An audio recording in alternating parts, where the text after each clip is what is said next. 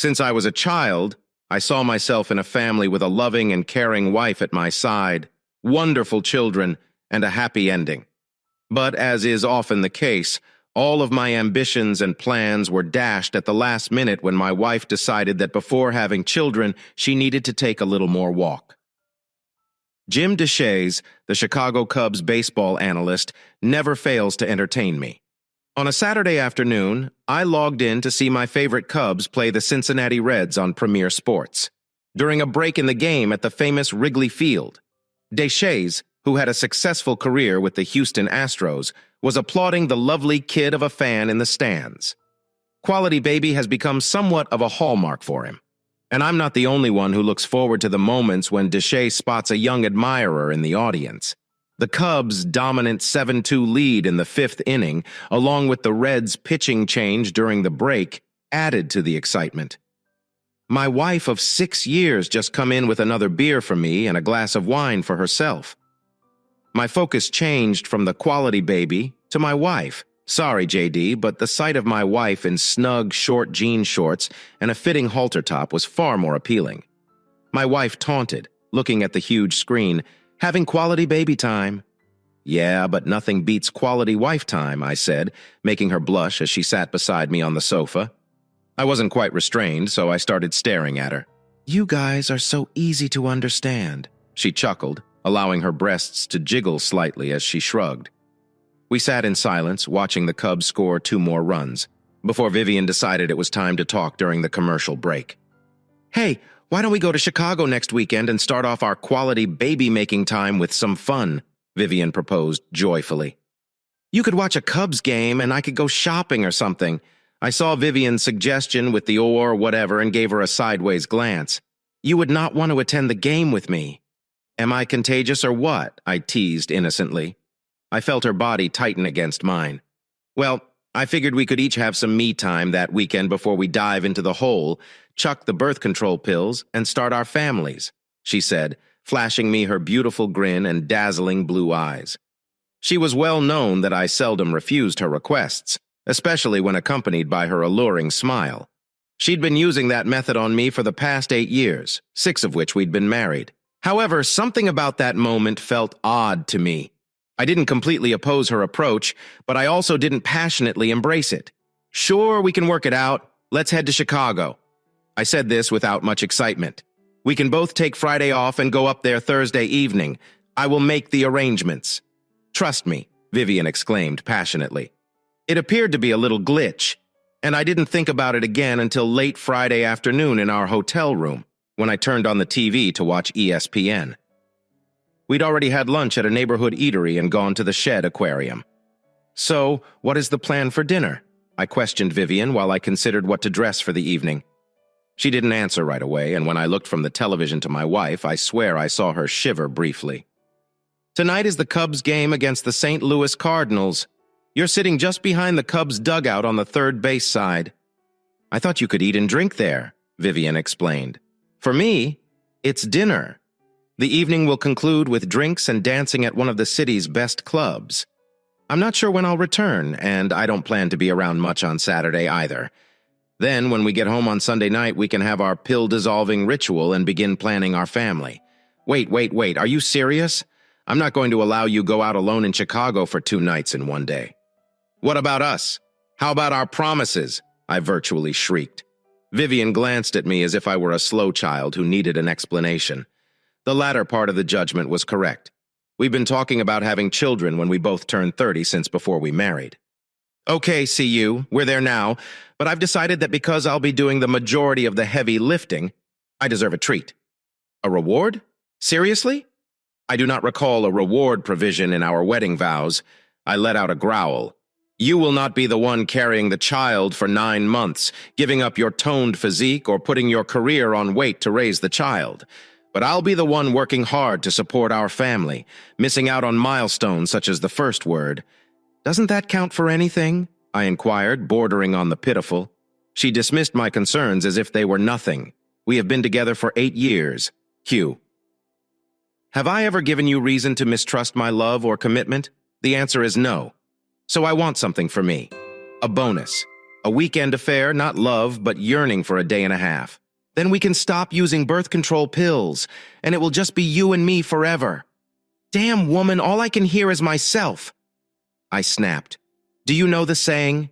There is no I team, there's also no I in us. But if you go through with this, there will no longer be a us.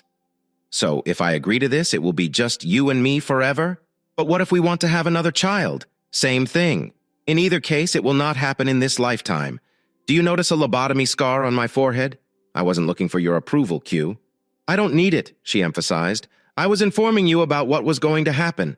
I am capable of making decisions regarding my own body. This will not change who we are.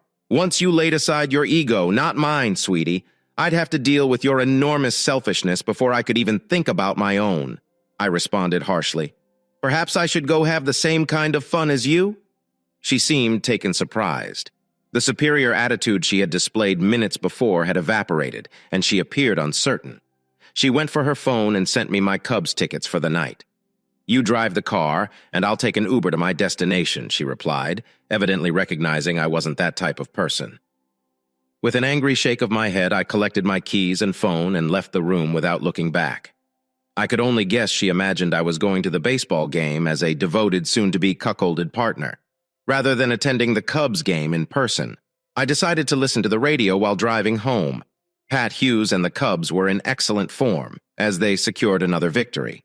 I had no real plan other than to put some distance between myself and Vivian. It's discouraging when your perception of someone differs significantly from reality. Vivian Langer was a teller at my bank when I went in to collect my first paycheck from the National Transportation Company where I had recently been recruited. She had only been in the bank for a few weeks, having just graduated with a degree in finance. I stood in line, admiring the small blonde with green eyes and what appeared to be a large bust beneath her exquisite top. She effortlessly conducted brief discussions with consumers while swiftly managing their transactions. Previously, it was my turn at her window. You know, your employer can set up direct deposit for your paycheck so you don't have to wait in these queues every Friday, she told me, smiling brightly. I was aware of the reality, as the company's payroll director had informed me before to my appointment. However, I prefer the traditional technique of receiving an actual paycheck over the summers, having worked for my father as a child. Because electronic transactions were not an option, I developed the habit of paying my checks in person. I felt at ease sticking to the old-school way. Besides, absolutely, but if I switched to electronic payments, I'd have no reason to visit you. I noticed Vivian's name on the plaque next to her window. She blushed pleasantly and responded with a radiant grin, anxiously biting her bottom lip. I realized there could be mutual interest over the following 2 weeks. I purposefully chose Vivian's line, even though there was a shorter wait at another teller station. Despite the other teller's invitations, I merely smiled and waved to Vivian, who understood my preferences. While I believe myself to be composed and logical, I am also confident in my interactions with women. The following week, I got the bravery to ask Vivian out on a date, and she agreed. Vivian proved to be outgoing and intelligent. Her parents, who came from a wealthy family that still supported some aspects of her lifestyle, confessed that her father, a well-known attorney in our area, had a soft spot in his heart for his youngest and only daughter. It became clear that Vivian frequently obtained what she wanted thanks to her father's financial wealth and influence. Vivian and her parents were pleased that I was moving up the ranks at Bishop Enterprises. As our relationship progressed, John Langer made it clear that he expected me to continue the lifestyle that his daughter had become accustomed to. Quincy, treat my daughter well and fulfill your obligations to her and her mother, and I will welcome you like a member of the family. However, mistreat her or worse, lay a hand on her, and you will have a lifelong enemy with many allies, John informed me. Yes, Quincy is my given name, and it is what Vivian and almost everyone else knows me as. Q. For 4 generations, the firstborn son in every Novaro family has been named Quincy, and my uncle is still alive. My parents refer to me as 4. Vivian's parents are the lone exception to the rule. With the exception of John and Barbara, everyone in the Langer family refers to me as Q. Vivian and I had a lavish wedding 20 months after our first date, which Aston arranged for both me and my parents. A state judge officiated the ceremony, and one of our visitors was a United States Senator whom Vivian affectionately calls Uncle Isham. Before we married, Vivian and I resolved to postpone having children until we reached the age of 30 so that we could advance in our jobs and financially. Her 30th birthday was 2 weeks before our weekend vacation to Chicago. By midnight, I'd packed 2 suitcases and piled the majority of my prized possessions into the trunk of my car. I called my younger brother Bill, who agreed to let me stay hidden at his house an hour away for a few days while I figured out my life. Both he and his wife vowed to keep my whereabouts private, even if it meant misleading my wife, who had most likely not noticed I had left Chicago yet, distracted as she was with her lover. I was confident she'd catch on by Sunday morning. We have a scheduled return home. That night I couldn't sleep as I wondered what had caused Vivian to seek consolation in the arms of another man and why I had accepted it. Perhaps, I mused, my constant efforts to satisfy her wishes had caused her to regard me as weak or submissive. She'd soon realize how mistaken she was. On Saturday morning, I took care of all the tedious financial activities that might be considered cliché, such as canceling our joint credit cards and transferring half of our funds to an account solely in my name. I couldn't tell if Vivian returned to our room on Saturday to find me gone or if she stayed out from Friday night until Sunday morning. Nonetheless, I received her first text message on Sunday at 9 a.m. "Where are you now? We need to leave by 11, she messaged. I texted my brother, and we chuckled while we sipped our slush margaritas on his back patio. He rose to tend to the bratwursts that were cooking on the grill for our brunch. Meanwhile, my darling sister-in-law was in the kitchen making some homemade potato salad. When life throws you a curveball, nothing beats the comfort of family. Another message arrived 30 minutes later, conveying much the same feeling, and was quickly followed by a flurry of progressively dismal voicemails. Her 10 o'clock message came as a strong reminder that she had no way to get home. Even as I drove us up there, the ensuing voicemail was rife with rage and threats, followed by one of frantic pleas as she clearly battled to extend her stay at the hotel, hampered by the cancellation of her 2 credit cards. Damn, those margaritas struck the spot.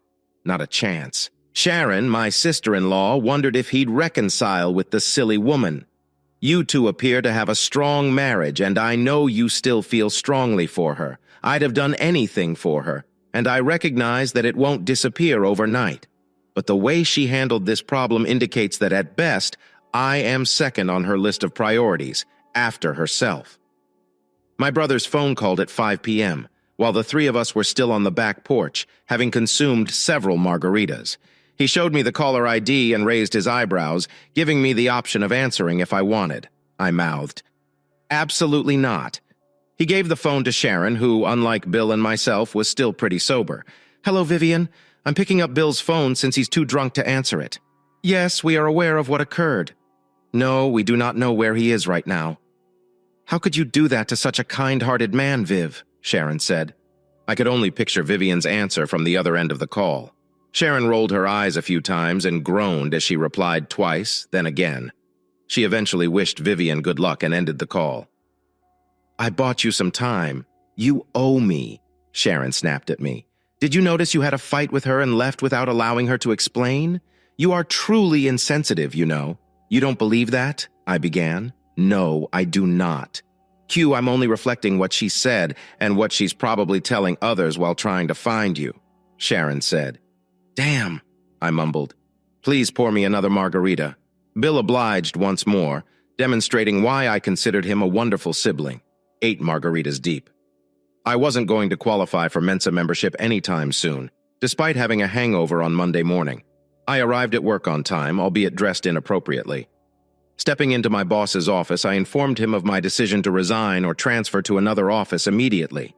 "Are you jumping the gun?" my boss replied sarcastically. "What's the rush?" "Q," I told him everything, including my half-formed intention to disappear temporarily. With any luck, it would buy me some time away from my wife, or rather my father-in-law, who would take some time to locate me if he even attempted while requesting a move. I requested that my supervisor change my employee name to Oliver, my middle name, and that no personal information about me be shared, at least within legal bounds, in less than 5 minutes. My supervisor had arranged for my next employment. The Santa Fe office in New Mexico had an opening for me, and within 30 minutes, Oliver Navarro was on his way to a new beginning. Officially, Quincy Navarro was no longer linked with Indiana, and officially, I no longer worked for Bishop Enterprise. A week later, I started in my new role. The business set up a one-bedroom apartment for my new single existence, as well as a new phone and provider, to ensure that calls and bills could not be traced back to my wife. I only told a few trustworthy people at home about my new phone number. My parents were among those excluded. According to my brother, Mom conveyed her displeasure with my conduct and appeared to be side with Vivian. I had no intention of dealing with her judgment or risking her sharing my phone number to Viv. My father was an unintentional casualty in this fight. I was aware that if I shared my contact information with him, my mother might eventually urge him to reveal it, posing a potential problem between us. So I decided not to involve him. However, Bill and Sharon were trustworthy confidants, and I was confident my mother would not get my phone number from them. Despite her relentless efforts, Vivian attempted to notify Bill that I had left her city. It took her about a week to understand this. "How can we reconcile if we are unable to talk or confront one another?" she asked. "Bill, maybe he doesn't want to reunite with Viv. Did you truly hurt him in Chicago?" Bill described his response to her. "It was only 2 nights, Bill. It didn't mean anything," she insisted. "Perhaps not to you, but to him it meant everything," Bill responded. My job in Santa Fe continued nicely for the next year, even though I wasn't actively looking for it. My social life was non-existent, which suited me well. I occasionally had Bill check to see if I was still legally married. Surprisingly, Viv had not started divorce proceedings. I couldn't help wondering why. I occasionally joined my coworkers to spend the evening after work, but I didn't go on my first date until after around 8 months of living in Santa Fe. According to Bob Seeger, she was a stunning woman with black hair and fascinating eyes that exuded charm. She was of mixed ethnicity, half Pueblo and half Hispanic, and her strong, muscular legs were wonderful, especially since we ended up in the same bed. We met several times, but I realized she was looking for a long-term relationship, which I couldn't offer her. 2 months later, in my favorite quiet pub, I met Evangelina, also known as Angel, who was born while sitting at the bar. She epitomized the traditional Irish charm with her dark red hair, freckles, and vivid blue eyes. It was eventually discovered that she had the legendary Irish temper as well. Still dressed in my jacket and tie, following a long day at work, I was nursing a shot of Jack Daniel's Tennessee Honey when a woman's voice said, "The one at the bar is mine, girls. You each find your own." As a group of women entered, I assumed they had just done a shift at one of the nearby industries, as they were all dressed in jeans and work shirts. The person approaching me had her shirt partially open, showing a generous dick all over. I couldn't help but watch her stroll with her bosom bouncing. "What's on the menu tonight, Mr. Fancy Suit Guy?" she inquired, smiling broadly and her eyes dancing. "Tennessee, honey. Does that tickle your fancy?" I responded. Angel and I spent the evening talking, dancing, and drinking. She revealed that she was having a rare night out while her 2-year-old was with a babysitter. With a tinge of embarrassment, she revealed that the child's father was unknown to her. I ended up drinking a little too much, finding myself alone, and I believe I was drugged by 2 guys I was hanging out with at the party that night. Taught me a few good lessons, the most important of which was that neither I nor my friends would ever leave a pub alone with a man unless we had come with him. She indicated that we would either leave all together or in pairs. But my daughter is a blessing. She is the most precious thing in my life. She took out her phone, tapped a few times, and showed me a photo of a cute toddler. "Do you have children?" she asked. "I don't think parenthood is in the cards for me," I responded. Starting with the narrative of how I ended up in Santa Fe. Wow, that's rough. "But are you still married to her?" "You should take care of it," she insisted. "I know I should. But at the time, all I wanted was to get away immediately. Furthermore, there is the matter of actually communicating with her. Angel and I went on a few single occasions before I began engaging her daughter in our activities. Eleanor was initially reserved about me, but I went down to her level and talked with her. I had read about that method someplace, and whoever proposed it was fantastic. Angel said I quickly became her favorite adult. When Angel and I were cuddling on the couch, Eleanor would grab my hand and bring me to the floor, where she would snuggle into my lap like a puppy and fall asleep. It seemed to impress Angel, but I must say that I also loved it. Angel and I had a nice rapport, but we never discussed exclusivity. She admitted to seeing someone else on occasion early on in our relationship. I wasn't under the impression that Angel and I were in it for the long haul, and since she was open about it, I had no objections to her continuing her other relationship. As they say, assumptions can be deceptive. I just assumed Bobby, the other person in Angel's life, was a man. We never mentioned Bobby, just as I assumed she had not discussed me with him. However, about 3 months into our relationship, she casually recalled going shopping for bikinis with Bobby a few days before. And, wait, what? I interjected. Bobby is a woman whose name is spelled B-O-B, as opposed to Robert. Yeah, it is correct. Didn't I mention that before? Bobby is a woman, a lesbian, and I am bisexual. Are you certain we haven't addressed this? Angel responded. She avoided eye contact and fidgeted with her hands. I shook my head quietly, caught off guard. Is this a concern for you, Oliver? She muttered gently. I'd never given it any thought before. While I knew bisexual people, I had never dated one consciously. It took me a moment to realize that the gender of the other person in her relationship had no bearing on our connection.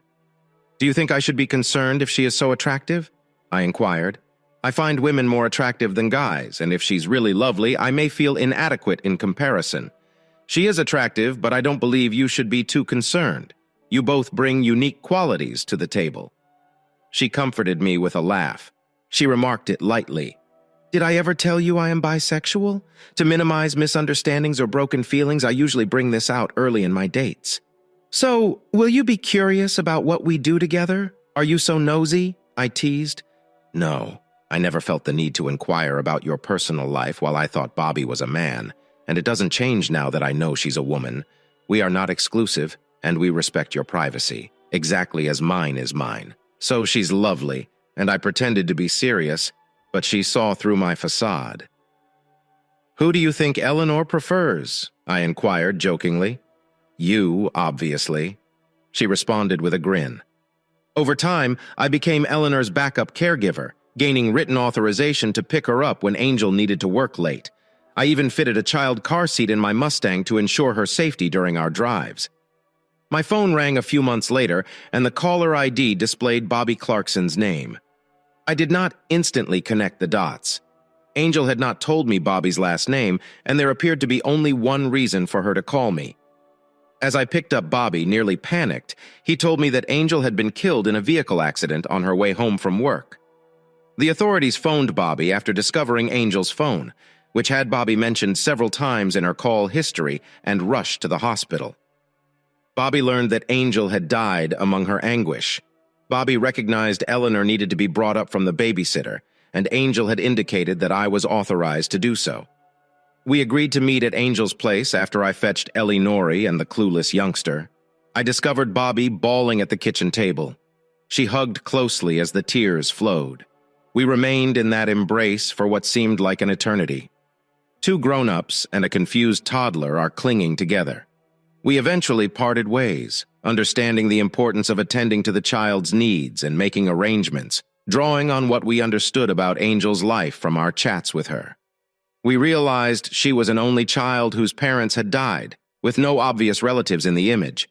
It fell to us to care for Eleanor until we could identify which governmental agency should take responsibility. Bobby found some canned tuna and made sandwiches, while I found a juice box and Cheerios for Eleanor. In the middle of sorrow for our late buddy Bobby, my partner and I struggled to devise a strategy for Eleanor. We realized that she was technically in the care of the state and would most certainly wind up in foster care, which neither of us could bear. Perhaps it wasn't the most reasonable option, but we felt it was in Eleanor's best interests to live with one of us for the time being rather than be placed in foster care. If the state is unaware of her, it will not intervene and place her in foster care. She can simply stay with us. They always talk about youngsters falling between the cracks. Eleanor can slip through and join us, I offered.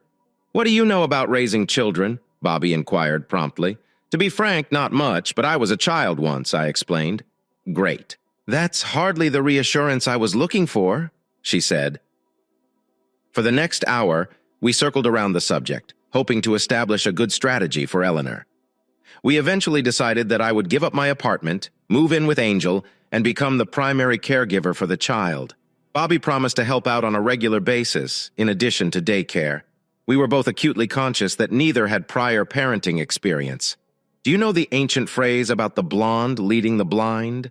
She said something that made me giggle for the first time that night. "Actually, the blind are guiding the blind." "But your version is unquestionably funnier," I replied. "I'm Oliver Navarro." "It is a pleasure to formally meet you, Bobby," I said, holding out my hand for a handshake. She briefly looked at my hand before catching my gaze. Instead of shaking hands, she went forward and embraced me in an emotional hug. "God, I'm going to miss her so much," she whispered. "Me too," was all I could say in return. The next morning, I called my boss and explained that I needed a couple of personal days to straighten things out with Eleanor. Bobby and I decided to have Angel's body burned. Eleanor, Bobby, and I took a few weeks to settle into a pattern. Bobby came to the flat virtually every evening after work, and we shared cooking chores. It became clear why Angel liked her. She had brilliance, comedy, and a bit of sass reminiscent of Angel. In addition, she was tall, blonde, blue-eyed, and curvy. I treasured her companionship and felt her absence on the few nights she did not visit. Bobby and I spent many nights discussing our feelings for Angel. After 3 months, a nervous Bobby approached me one evening after putting Eleanor to bed. I sat at one end of the living room sofa, and Bobby sat next to me, her legs comfortably crossed, her feet. "Most women can achieve things effortlessly, whereas most males struggle." "Yes," I prodded, dragging out the word with suspense. "Oliver, what are your thoughts on us having a larger apartment and me moving in with you two full-time?" she proposed. "It would be more cost-effective for both of us, and we could provide better care for Eleanor together." I felt deeply for the child, and I suppose I aspire to be like her mother in some way, and you might be like her father. I know you care for her too. We do not need to be married to raise a child. In fact, with both of us at home, we could continue our respective social lives. And because we're friends rather than romantic partners, we should be less likely to split up. All right, you do not have to say it the way my wife and I do. Bobby was definitely attractive, but knowing she was interested in women, I never contemplated making a move that would be highly disrespectful. Nonetheless, I'd formed strong affections for her. We both had a tremendous affection for Eleanor. The plan appeared reasonable to me. We are bound by our passion to Eleanor.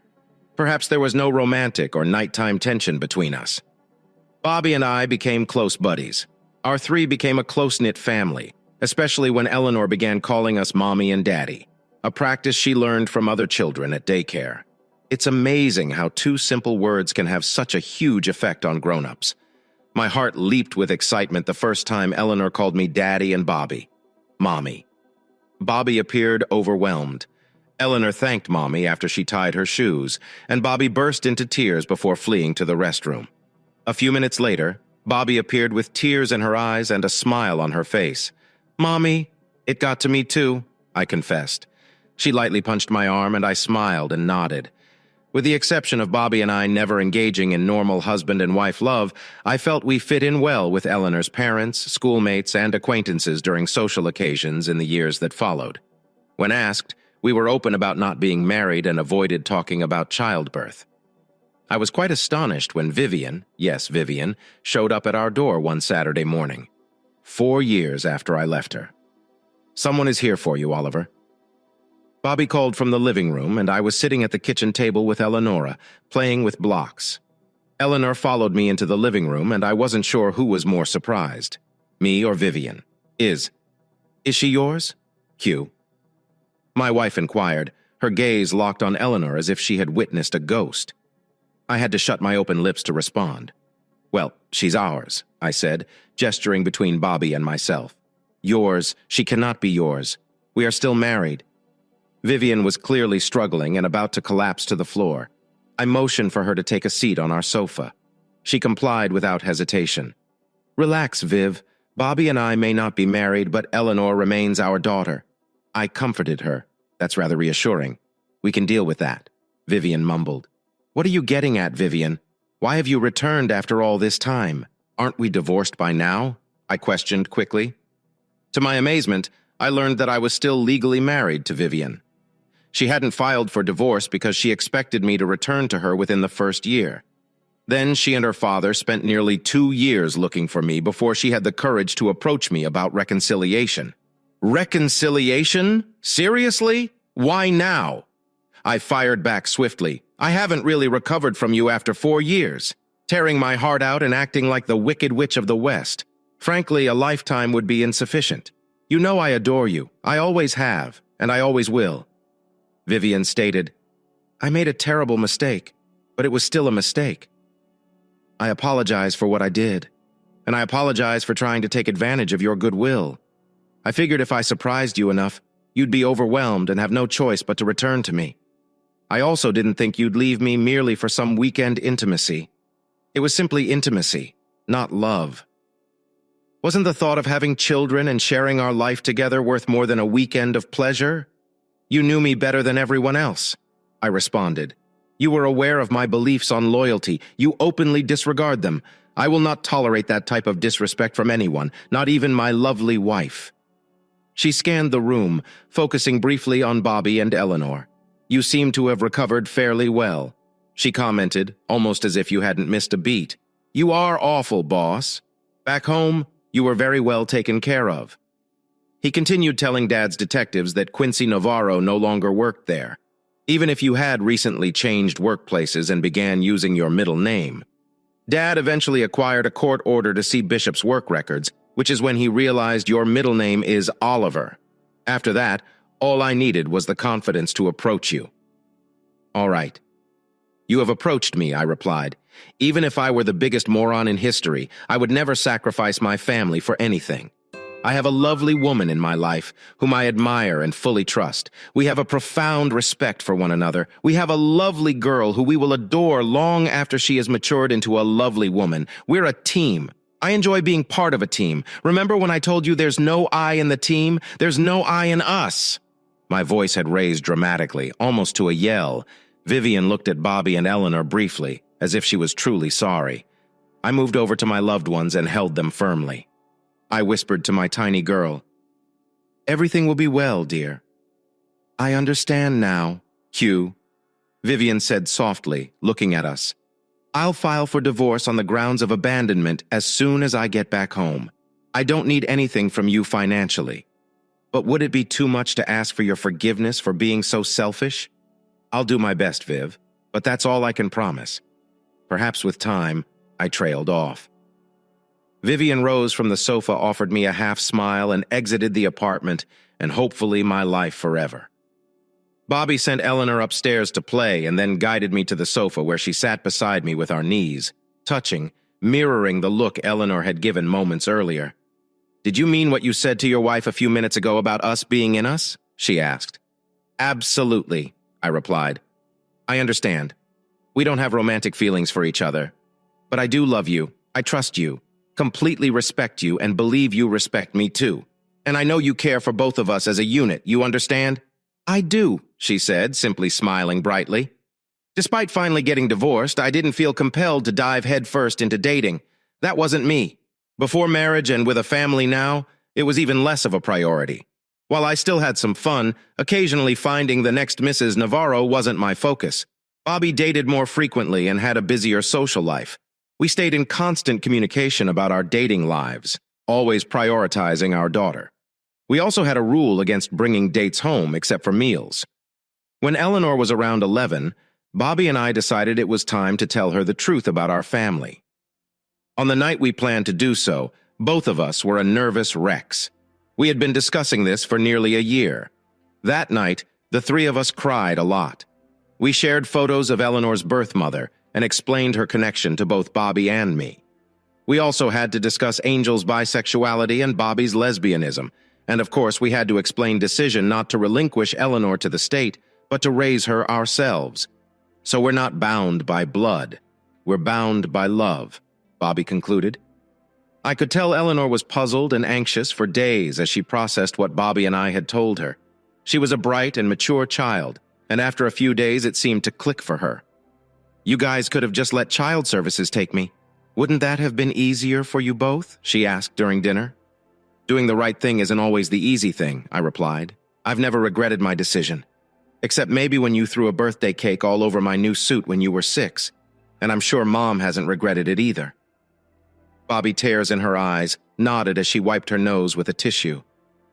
Apart from our own friends, Bobby and I had built friendships as a couple, and occasionally we went out with some of those friends. Bobby loved to dance, so we indulged in that occasionally. She was a better dancer than I was, but I worked hard to keep up. Our friends, most of whom knew we weren't a couple, often remarked on how good we looked together. Bobby occasionally danced with other friends when we went out, but she always avoided accepting invitations from unfamiliar men for obvious reasons. Despite her attractiveness, she never lacked attention from either gender. While most men respected her gentle refusals, not all did. Upon returning to our table after dancing with our friend John, a man approximately 10 years, her junior took issue with her rejection. "Come on, darling. I'm better than the guy you were just dancing with or the one you're sitting with. Give me a chance," he demanded, gripping her wrist and attempting to pull her back onto the dance floor. Although I'm fairly slender at 6'2" and pound 180, I was still in good shape at 41. And regardless, I couldn't stand by while someone mistreated a friend. I firmly grasped the arm holding Bobby's wrist and twisted. The young man yelped in pain and released Bobby's wrist, a grave mistake freed from his grip. Bobby swiftly turned toward him and delivered a well-placed knee strike. Did I mention she played college? The young man collapsed to the floor, his face meeting the table on the way down. When the bar manager and the bouncer came to our table, they found a young man curled up in the fetal position with his face drenched in red liquid. The police were summoned, and after providing our statements, we were assured that neither Bobby nor I would face any charges. I'm grateful for the assistance, but Clarkson's daughters were already proficient in self-defense when we began dating, no matter who we were dating at the time. "That young man made a serious error tonight," remarked Bobby. "I admire your dad's approach. Let's have him teach Eleanor next time he and your mom visit." I suggested having moved into a 5-bedroom home a couple of years prior and undertaken some renovations. We essentially had the equivalent of 2 bedrooms with ensuite. Additionally, we had a spacious family room with a built-in snack area, making our home a popular hangout spot for Eleanor and her friends. Bobby and I naturally assumed the role of surrogate parents to several teens, and truthfully, we both enjoyed it immensely. I became aware that Bobby had been seeing the same woman for approximately 2 months when she extended an invitation for her to join Eleanor and me for Saturday dinner. I deduced that this woman must hold a special place in Bobby's heart when she firmly kicked me out of the kitchen and prepared what I considered to be her best dish: veal parmigiana with spaghetti. Stephanie Ellis appeared strikingly impressive at first glance. If Bobby was rated an 8 to a 9, Stephanie easily scored a solid 9 to a 9.5.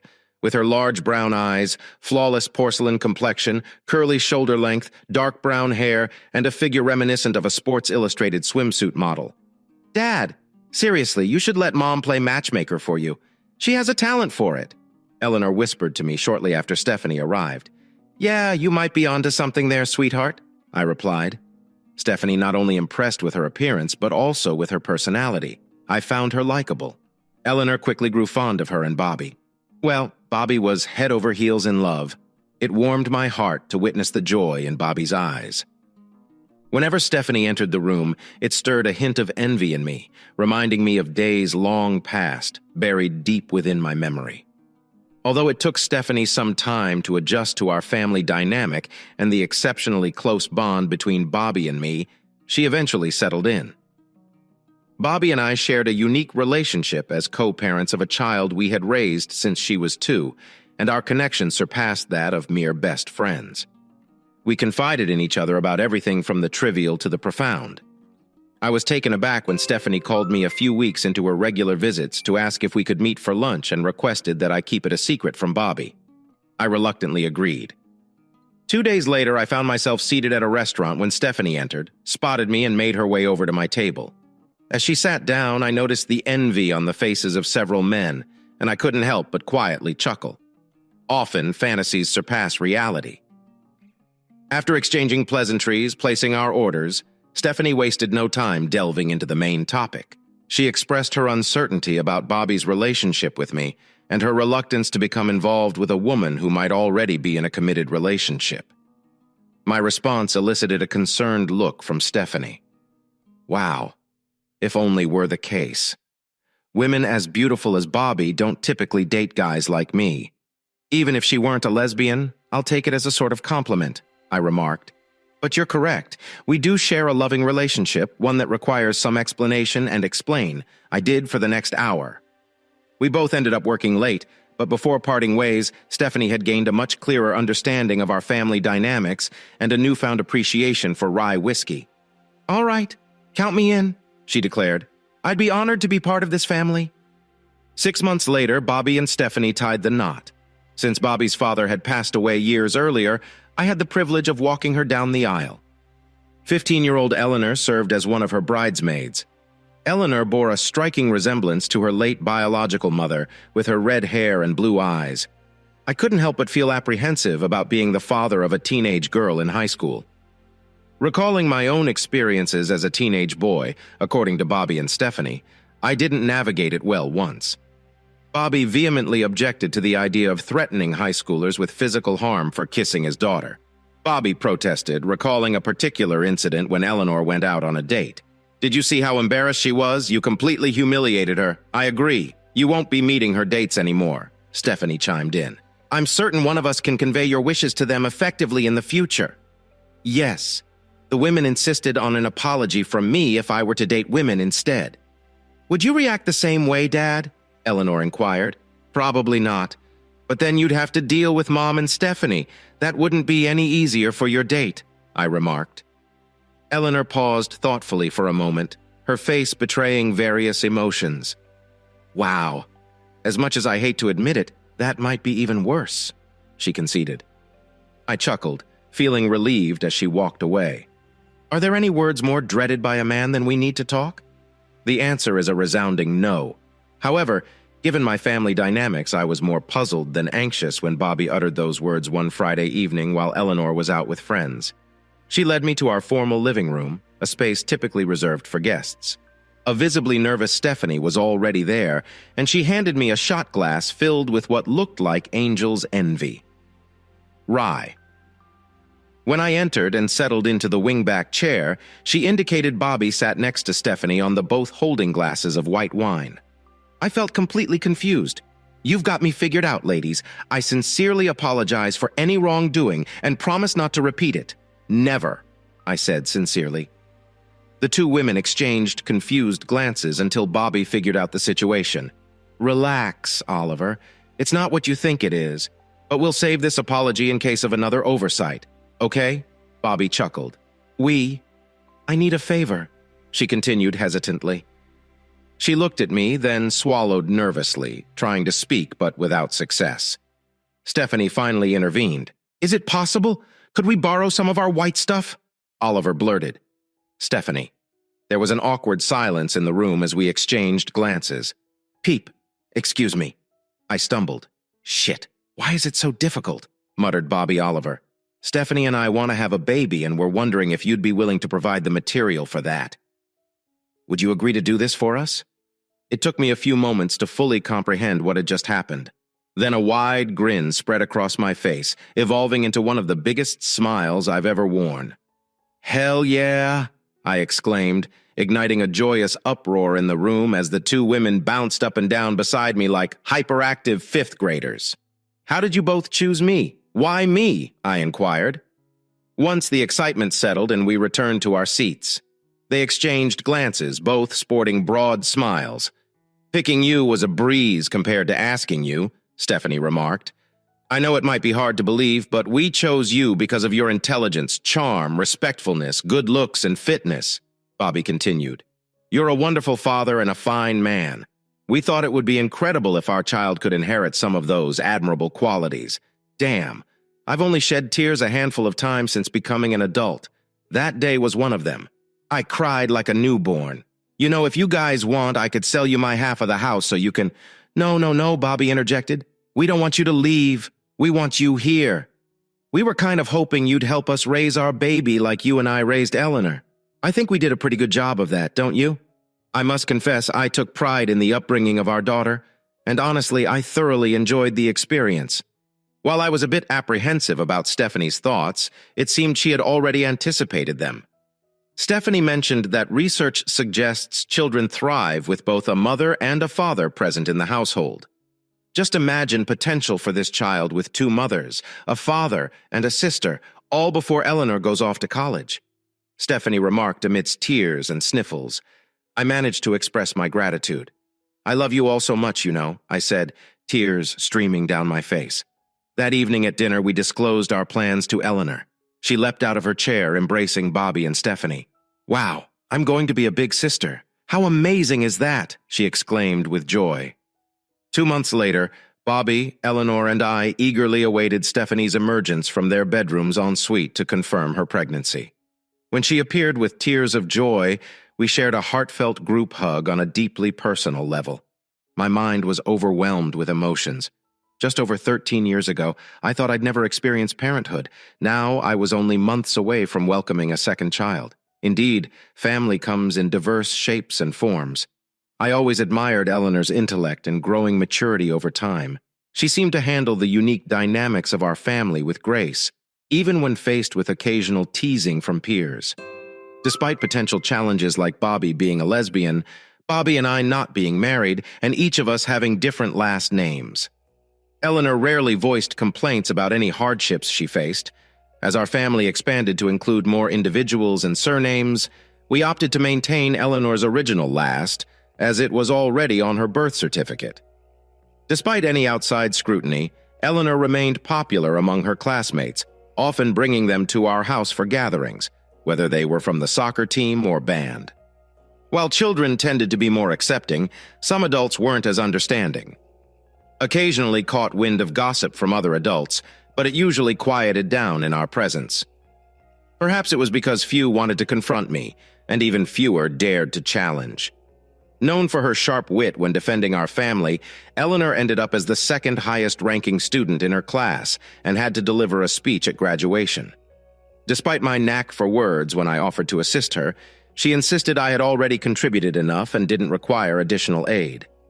Interestingly, she never the speech in my presence, nor in front of Bobby and Stephanie. It seemed I would have to wait along with everyone else to hear it.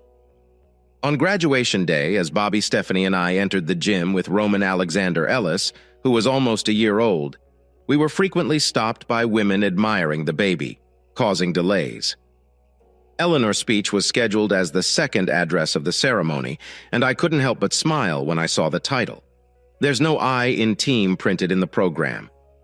The essence of her speech revolved around the idea that collective effort can overcome individual weaknesses. Emphasizing the significance of unity and cooperation, she used our family's differences as an illustration of how, for now, 5 individuals can function as a successful full unit. I'm certain I stood a little taller that afternoon. Eleanor's words moved many to tears.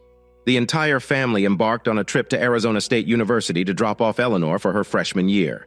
We departed Santa Fe 5 days ahead of schedule, taking part in various tourist activities before parting ways with her. As we prepared to leave, we formed a line to give final hugs. I found myself at the end of the line, and upon reflecting later, I realized the order wasn't arbitrary. "Dad, promise me you'll make more effort to find a good partner," she whispered to me as the others made their way back to the car. "I know it wasn't a priority for you while I was at home, but now that I'm gone, Mom has a good partner. You deserve one, too. I'll do my best. But I can't guarantee," I replied in the same hushed tone. "Good partners like Stephanie aren't easy to come by, you know." It seemed natural that Roman started calling me Daddy as he began to talk, and my heart swelled each time. What caught me off guard was his use of Mommy for both Bobby and Stephanie, yet they always knew which one he meant. I couldn't discern any difference in his pronunciation, but somehow the two women understood perfectly. 2 years after Eleanor graduated from Arizona State University, she granted me the immense honor of walking her down the aisle for her wedding. That was pretty much my sole responsibility for the event, as my daughter Bobby and Stephanie handled all the major tasks with smiles and laughter. My role mainly involved contributing financially and keeping 7-year-old Roman occupied. Although Jack Lassiter appeared to be a fine young man, I couldn't help but assertively warn him against ever harming my daughter. I assured him that I wouldn't intervene in their marriage unless Eleanor was mistreated. When he responded with understanding, albeit in a strained voice, likely due to the single arm chokehold I had him in at the time, I didn't hesitate. Call me overprotective, but as a father, I felt compelled to emphasize the weight of his actions. Despite being in my mid-50s, I maintained good physical shape, hitting the gym 3 days a week. The wedding proceeded flawless. Allie and I made it a point to relish every moment of my daughter's special day. I mingled with guests at every table, indulged in delicious food and drinks, and danced with numerous women. I stood conversing with a group of friends when a lively woman approached me. She had shoulder-length silver hair with streaks of purple, and without hesitation when she seized my right hand and led me toward the dance floor. "Do you have a height requirement for your dance partner, stud?" she quipped as she dragged me onto the floor. Laughter from our nearby companions. "In case you're curious, I'm Aunt Deb." She introduced herself as we found our place on the dance floor. "I'm Jax, Mom's closest friend. I used to change your new son-in-law's diapers occasionally back in the day. My nephew has spoken highly of you, and he warned me about your killer chokehold," she added with a grin. She flashed flawless teeth and lively blue eyes as we began to dance. I discreetly assessed her figure, noting her gymnast-like. As the music played, I discovered she moved with grace during the lively tunes. When a slower song came on, she closed the gap between us almost immediately. "It's clear you hit the gym regularly," Deb remarked. We walked into the bar hand in hand to grab a drink afterward. I had a feeling she was staking her claim, though I didn't mind, however, if she was. She'd have to pass through Bobby and Stephanie, the American equivalent of the Spanish Inquisition. First, I escorted her to our table and introduced her, pleased that my two closest friends gave her a brief grace period before launching into their interrogation. "I'll grab you another drink," I said with a grin as I stood up at the bar. Jack's mother approached me, beaming as she glanced at Deb, seated with Bobby and Stephanie. "She's quite a character, but I've heard you three are fiercely protective of each other. Let's see how she handles the scrutiny," Marcia Lassiter remarked. "Wait a few minutes before you return." And that's exactly what I did. Marcia briefed me on some of Deb's background. She was a year younger than me at 55 and had been married for 15 years before catching her husband cheating about a decade ago. She gave him a swift kick where it hurts and then kicked him out, Marcia recounted. I returned to the table 5 minutes later to find the three women in fits of laughter, yet for some reason, I didn't feel nearly as at ease as when I had left. 2-year-old Kayla Lassiter dashed around our spacious home alongside our 2 Labrador retrievers, her laughter echoing through the rooms while her parents relaxed with iced tea at our kitchen table. Joined by 4 of her 6 grandparents, Jack and Eleanor, who lived just 45 minutes away, frequently visited to spend time with our first grandchild, Jack's parents. Marcia and Tom confessed to feeling a tad envious of our frequent visits with Kayla. So we extended an invitation for them to spend Christmas week with us, ensuring that all 6 grandparents and Uncle Roman could celebrate the holiday together. Marcia eagerly accepted, also relishing the opportunity to reunite with her best friend Deb, whom she hadn't seen since Deb and I married and moved to Santa Fe. Tom needed a bit more convincing. Privately, he confessed his discomfort around Bobby and Stephanie, having never interacted closely with lesbians before. "They're just like any other married couple, Tom," I reassured him. "All you need to know is that I trust them implicitly, just as I do with you and Marcia. Well, I must say they're both quite attractive." He admitted I had this idea that lesbians were, well, not like them. I chuckled at his observation, assuring him, "Trust me, they break the stereotype. Don't overthink it, Tom. They're just women. They probably own more shoes than both of us combined." Deb was everything I could have wished for in a wife, even though I didn't realize I needed someone as energetic and dynamic as her while I considered myself laid back. Deb was always on the move, her energy infectious. During the first spring she spent living with us, I had to prepare a garden for her. We read me, then proceeded to plant various salad vegetables while she supervised. I jokingly teased her about being part cat, as cats are renowned as nature's finest overseers. Bobby and Stephanie grew fond of her emotionally, almost as swiftly as I did, literally. However, That didn't deter them from cautioning her before our marriage that they would fiercely protect me if she ever caused me any pain. She appeared quite shaken when she confided in me the day after their warning. "I'm pretty sure they weren't joking, babe," I remarked solemnly. "We always have each other's backs. I know they weren't joking. I don't intend to hurt you ever. But if I do, I won't stick around. I'll disappear in a flash. It's called self-preservation," she stated. Deb persuaded Marcia and Tom that Santa Fe would be an ideal place to retire. And that's precisely what they did. 8 years later, they retired a bit earlier than planned when the house next to ours became available for sale. Tom became fully enthusiastic when he discovered that Bobby was also a fan of the Premier League. Bobby supported Arsenal while Tom's allegiance lay with Crystal Palace. It was akin to being in an English pub during a match, although things got a bit heated when their teams faced off.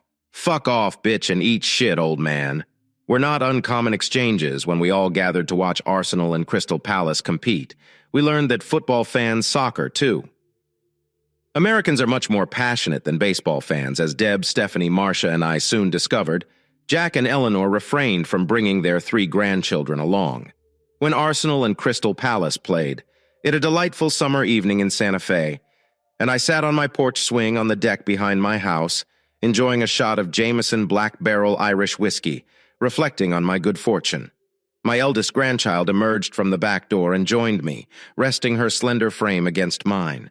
Once again, I couldn't help but notice her striking resemblance to her late grandmother with her dark red hair and bright blue eyes. "What's on your mind, Granado?" she inquired, using her special nickname for me. "I was just thinking about my life, about how fortunate I've been," I replied. "How so?"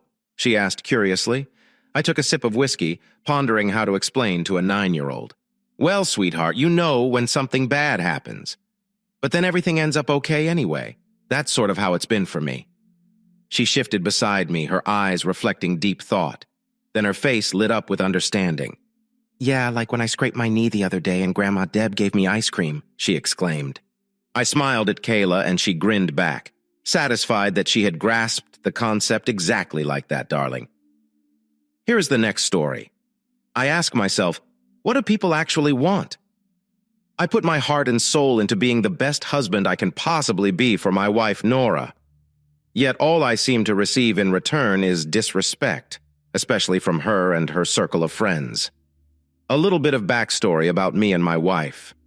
Nora and I met during our college days at a lively party thrown by one of her friends. There was an instant connection between us and we hit it off right away. We exchanged numbers that night, and shortly after I took her out on our first date. Fast forward, and here we are, happily married for about a year. I'm 30 years old and Nora is 29, met professionally. I work as a software engineer in a prominent tech company, which fortunately means I earn quite well. However, despite my efforts to provide for us and create a comfortable life, I've noticed a concerning pattern. My wife and her friends have developed a habit of mocking me, whether I'm present or not. And what's worse is that Nora never stands up for me in these situations. Nora's behavior and attitude towards work and responsibility have been a constant source of frustration for me. Despite all that I do for her, she seems to take it all for granted. It's like she has gotten accustomed to me handling everything from paying bills to taking care of household matters. The problem isn't just that she can't hold down a job, it's her whole approach towards working life. Even back when we were dating in college, Nora has always displayed signs of laziness and a lack of commitment. She would jump from one job to another and never stayed at a place for more than a month or two. It's a cycle that has always repeated itself over the years, and it's incredibly frustrating to witness. She barely graduated from college, and most of her projects were done by me out of fear that she wouldn't put in the effort herself. What's even more concerning is Nora's tendency to avoid responsibility and shift blame onto others. She never takes ownership of her actions or lack thereof. Instead, she blames professors, lecturers, co-workers, bosses, anyone but herself. It's always some excuse about why she can't stay at a job or why things aren't working out for her. It's always someone else's fault, according to her, whether it's the job being too stressful, her co-workers not liking her, her professors back in college, failing her on purpose, or her boss having a personal vendetta against her. Her lazy attitude towards job searching is equally infuriating. I have to practically push her to even start looking for a job, and when she does, it's half-hearted at best. It's like she expects everything to be handed to her without putting in the effort or taking any responsible party for her own success or failures. Nora's friends have also really messed with her head and keep feeding her outdated ideas about what men and women should do. They've convinced her that I should be the one paying all the bills while she just sits at home looking pretty. It's ridiculous, especially since we don't have any kids to take care of. I've tried explaining to her that it doesn't make sense for her to stay home all day doing nothing, but she keeps pushing for it and arguing about it. It's really crazy considering her buddies are unmarried and pay their own bills. They are continually complaining about how no one wants them. But who would want someone who thinks like that before leaving her previous job? She only stayed there for 3 months. Nora's friends would continuously tease me for not being man enough to let her stay at home. They'd label me selfish and greedy, saying that since I make decent money, I should let Nora stay at home. And I told Nora repeatedly that I don't like her pals and don't want her with them.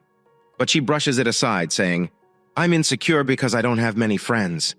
But the truth is that I'd rather not have any pals who mingle with the types of individuals Nora does. Now, her pals believe that a male should battle for a cheating partner to prove his love. They say that if a man doesn't battle for his partner after she cheats, he has never truly loved her. It is gibberish. And I've tried to tell Nora this, but she won't listen. When I ask her friends about the double standard of loyalty for men and women, and if that meant a woman should battle for a cheating man, they accused me of being outdated or even sexist, and it differs between men and women. When I ask if this implies that men and women are unequal, they fumble again. And their only response is to accuse me of sexism. Nora's decision to stay at home due to what her buddy said has caused a major headache at home, despite the fact that she is now responsible for cleaning up, cooking, and washing the dishes. I'm usually stuck doing that. It's so unpleasant to come home from work exhausted and find the house in disarray, especially when Nora could easily help but chooses not to. To make matters worse, Nora routinely invites her pals over, who leave the place even worse without cleaning up. When I bring this up with Nora, she dismisses it, arguing that I am being overly demanding and do not understand the difficulties of being a stay-at-home wife. It's a daily effort to persuade her of the need of contributing to the home, especially because she doesn't make any money. What's more aggravating is her friends' effect on her attitude toward responsibility. They've convinced her that she doesn't have to answer to anyone, including her spouse. Nora once packed and left for a weekend excursion with her friends without alerting me. They regarded disclosing her location or informing me of her plans as dominating and misogynistic behavior. They have portrayed me as an aggressive partner simply because I want fundamental communication and honesty in our relationship.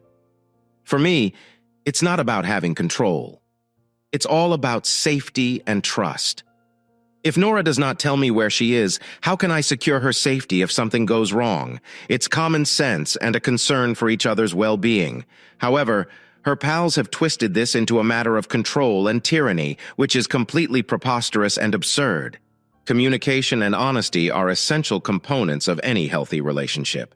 However, Nora and her pals appear to have forgotten these values. For a long time, I put up with it all because I adore my wife. Sure, she had shortcomings. She was readily influenced by her friends. She could be sluggish at times, but she was still the lady I married, and I didn't mind taking up the slack. I realized that everyone had difficulties, and I was willing to help her through them all. The tipping moment for me was like a floodgate opening after being filled with rage and frustration for so long. It was more than one thing that pushed me over the edge. It was a massive pile of crap that kept piling up until I couldn't stand it any longer. Looking back, I see that I should have put my foot down from the start, but I believe I let it slip because I didn't want to rock the boat and harm Nora's relationship with her friends. They were tormenting me relentlessly, and they made sure it affected every aspect of my existence. They'd mocked the things I enjoyed, labeling me a nerd or a freak and dismissing my interests as the most absurd things in the world, as well as my clumsiness. They made that their preferred target, particularly in large crowds or gatherings. They'd laugh at my every stumble joke about my lack of social skills, as if they loved making me feel uncomfortable.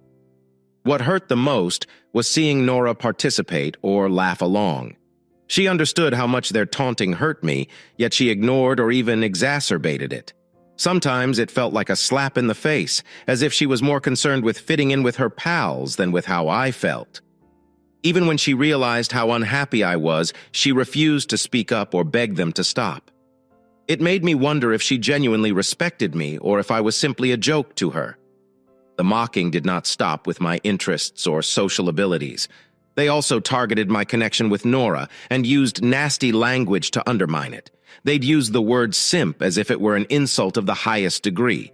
They would use it to humiliate and emasculate me. Their demeanor was never playful or pleasant. It was usually harsh, insulting, and full of disdain. They'd say I was meek and weak, that I'd do anything. Nora inquired without hesitation. The way they discussed it indicated that they thought less of me for it. Nora would usually laugh along with them and reinforce their cruel statements, rather than defend me. It stung so much to see her join in because it seemed like she agreed with them about how they perceived me. A particularly terrible occurrence occurred at one of her friends' birthday parties. It was a large party, and I wanted us to leave once it was over. But Nora suggested that we stay for a long because no one was going yet. They then began openly insulting me for being a symbol, instead of shutting down. Nora joined in the ridicule, describing times and situations when I had accommodated her demands or placed her needs first. She was simply airing our intimate moments for everyone's enjoyment. They did not stop there. Despite the fact that I'm intelligent, they criticized me. They'd compare me to Sheldon from Young Sheldon in a really derogatory way, labeling me a strange for it. They made it appear as if being smart was a defect, and they would rather mock me than acknowledge my intelligence. They didn't only mock me for my hobbies or social abilities. It felt as if they had a personal grudge against every aspect of my existence, regardless of how good or significant it was. They seemed to be on a mission to nitpick and insult everything for the purpose of it. Take my job in the IT industry as an example. Instead of recognizing the benefits of having a high-paying IT career, they turned it into something negative. They said that tech workers were recluse control freaks who relished being abusive, a nonsensical stereotype that has no basis in reality. They mocked even my appearance. Despite my efforts to stay active, go to the gym on a regular basis, and care for myself, they found ways to make it a joke. They'd insulted me by comparing my blonde hair to a Ken doll. They even ridiculed my gym program, claiming that people in technology shouldn't care about fitness, which made no sense whatsoever. One event that really irritated me was when they messed with something as important as our home ownership. This house was a wedding gift from my mother, and it was obviously in my name because to my mother's misgivings about Nora. She doesn't like Nora anymore. My mother was not one to cause difficulty or be petty, but she did want to ensure that the house remained under my possession, which I completely understood. Nora initially had no objections to this arrangement, but after speaking with her friends, they instilled in her the bizarre notion that everything I had instantly became hers as my partner, while everything she owned remained completely hers. It was as if they were attempting to change the rules of cooperation. They informed her that, as my partner, she deserved full ownership of the house. This stupid idea they instilled in her has created unnecessary drama and pressured Nora to want full ownership of the house while entirely disregarding my mother's intentions, despite my attempts to find a medium ground by suggesting shared ownership.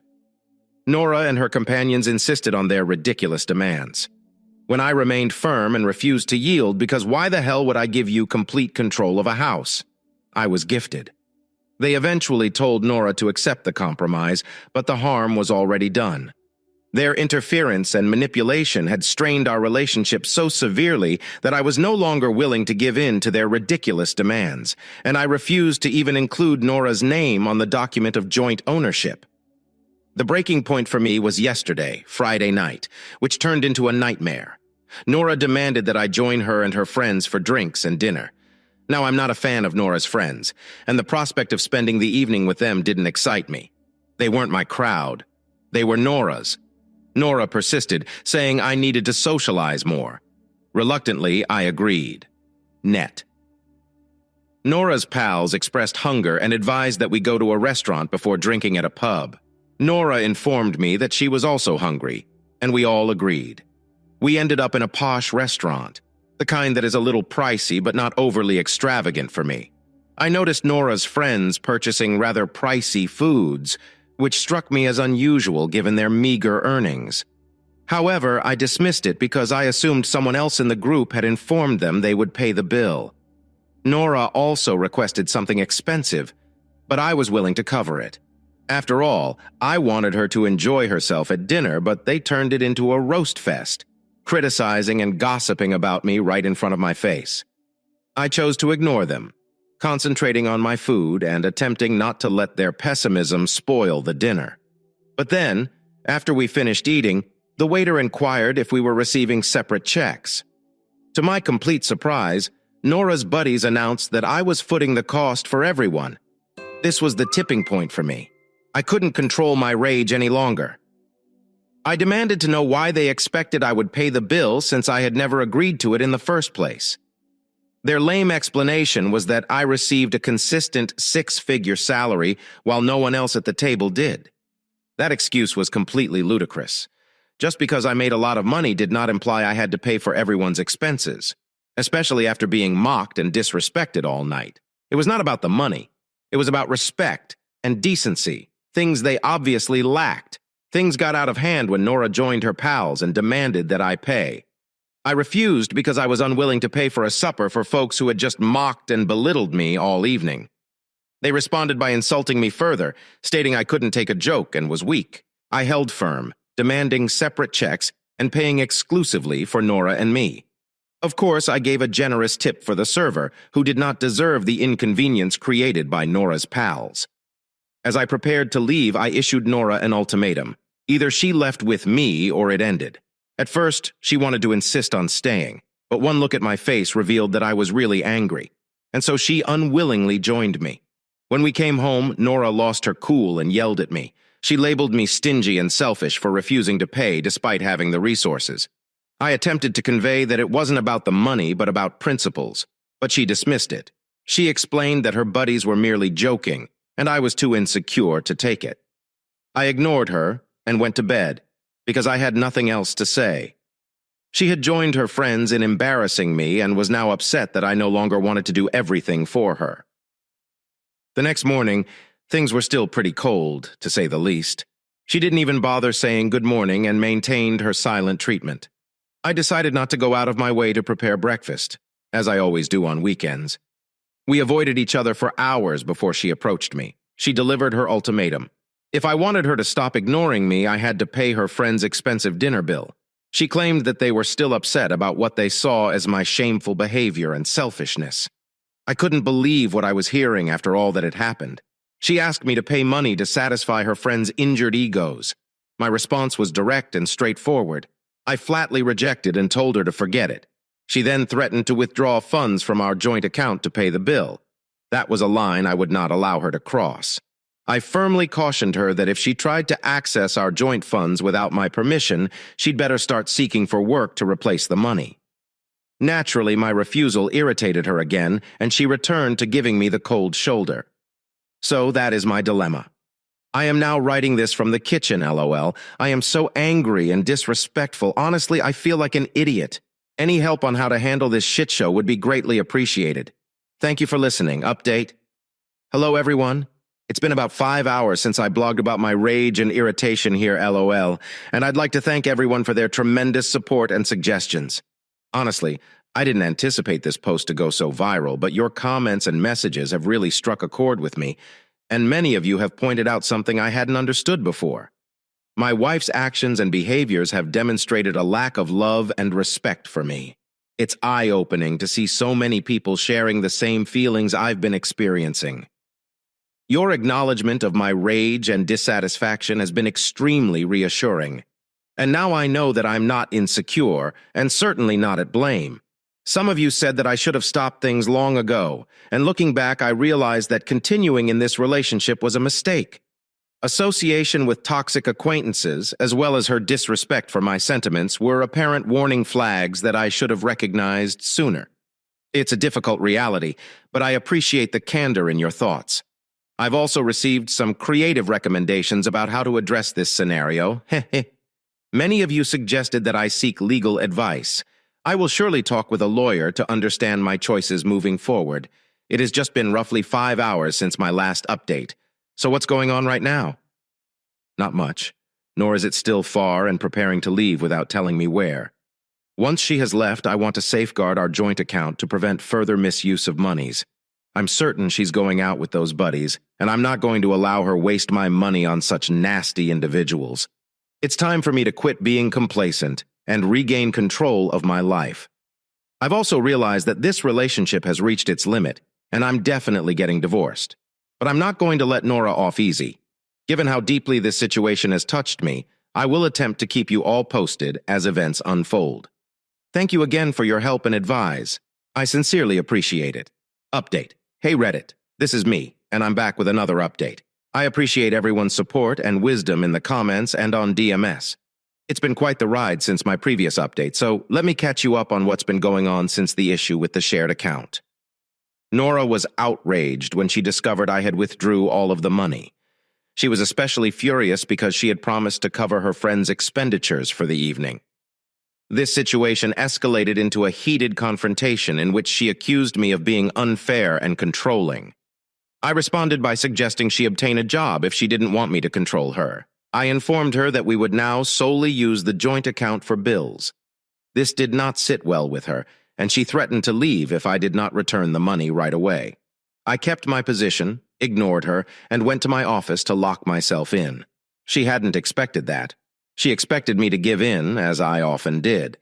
Since then, I've been looking for ways to play mild pranks on Nora. For example, I intentionally placed realistic-looking artificial bugs throughout the house, knowing she is scared of them. The emotions were priceless, and when she questioned me about it, I turned the tables, calling her insecure for not being able to take a joke and claiming that I was only messing about. Another trick I've started doing is setting many alarms in the morning.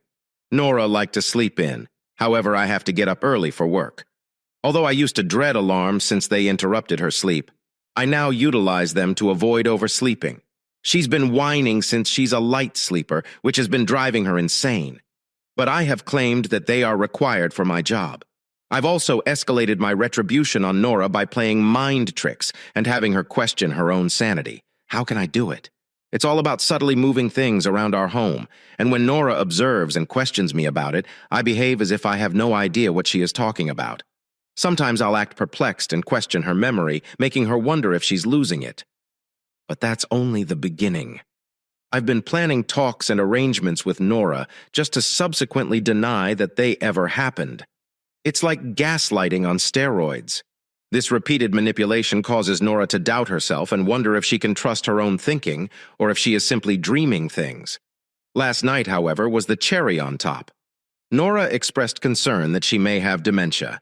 It literally took all in me not to laugh. The fact that I've pushed her to examine her mental health is both bizarre and rewarding. I realize it's cruel, but she deserves it.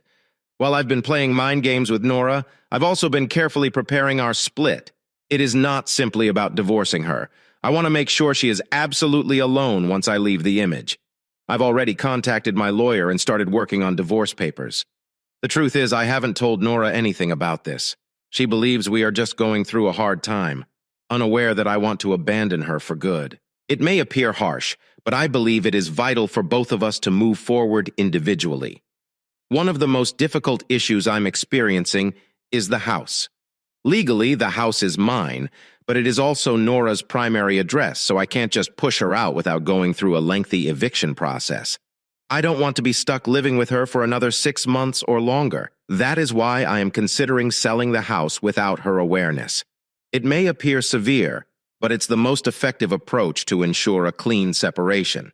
If I did that, I'd have to temporarily live back in with my mother until I found an apartment or purchased another home. If I may say so, that is a fairly practical plan. I understand that these decisions appear frigid, but they were thoroughly considered. My top objective is to move on from this poisonous circumstance and create a brighter future for myself, even if it involves making difficult decisions along the way. Update a Reddit. It's been a while, but here's the most recent update. Life has been really slow lately, and I honestly forgot to post, so my apologies. Moving on to the real update. Nora has finally moved out of my place. I should have kicked her out a long time ago, but I finally did it. How did I do it? So I thought that if I was going to kick her out, I should do so with one final big statement. So I pulled the ultimate prank. Although it wasn't intended as a prank, but rather as a way to punish her. I replaced her shampoo and conditioner with a hair removal product, and you can guess what occurred next. She used it multiple times before understanding what was going on, which surprised me given the hair remover's obvious fragrance and reaction. As a result, she had an extremely terrible haircut and had pieces of her hair fall off. She was so concerned that she had alopecia that she insisted on going to the hospital for testing. I struggled to control my laughing every time I saw her hair. She didn't leave the house for approximately a week because she was embarrassed by her haircut. During this time, she began hinting that she wanted her pals to pay her a visit. Previously, her friends would come over frequently and make a mess of the house but never clean it. Their visit ended following the incident at the restaurant, where I refused to pay for them. I refused to allow her friends to come over because I knew they would mock me even more. Instead, I suggested she pay them a visit. She worried at first because of her haircut, but I explained that she could easily cover it with a sweater or anything and go meet them. She thought it was an excellent idea and promptly prepared to go. Her friends came to take her up, and I took advantage of the opportunity to pack up all of her possessions and place them outside on the porch. I likewise packed a bag for myself and went to stay with my mother to avoid her yelling and outbursts. When she returned, she found her belongings outdoors. It was my way of expressing, enough is enough. I'm moving on without her drama. After settling in at my mother's place, I understood Nora wasn't the only one who deserved the penalties. Her poisonous companions had a huge influence on her behavior. Most of them had been unfaithful in their relationships or were with their spouses for the wrong reasons.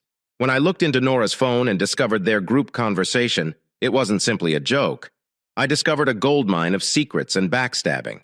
I took tons of screenshots. I went to social media, specifically Instagram and Facebook, where I discovered their partners' profiles. For those with private Instagram accounts, I contacted their closest friends via Instagram or Facebook and emailed them the damning screenshots. Was it harsh, unkind, or needless for me to do that? Yes. But do they deserve it? Absolutely. Yes. What struck me even more was how they spoke behind each other's backs and through private communications. Despite pretending to be best friends, they were vicious in gossiping about one another. I also gathered evidence of this and sent it back to them so they could see the toxicity in their own circles. But my deeds did not end there. I sent Nora one final message, officially ending things. I made it apparent that I would no longer tolerate her toxic conduct, sought a divorce, and told her that her possessions were waiting for her on the porch. I understood the turmoil that would ensue, particularly from Nora. So I turned off the phone and went to bed. Early the next morning, my mother informed me of the shit show that had occurred. Nora had arrived at my mother's house and raised such a commotion that the neighbors had to contact the police. I could not believe I slept through it all. When I asked my mother why she didn't wake me up, she replied she understood I wanted to avoid Nora, which I admired. But I still felt a little worried. I was just relieved that Nora's outburst didn't turn violent. I guess I was completely drained from all that had happened. When I eventually turned on my phone to check it, I was inundated with texts from Nora offering apologies, begging, insults, and threats.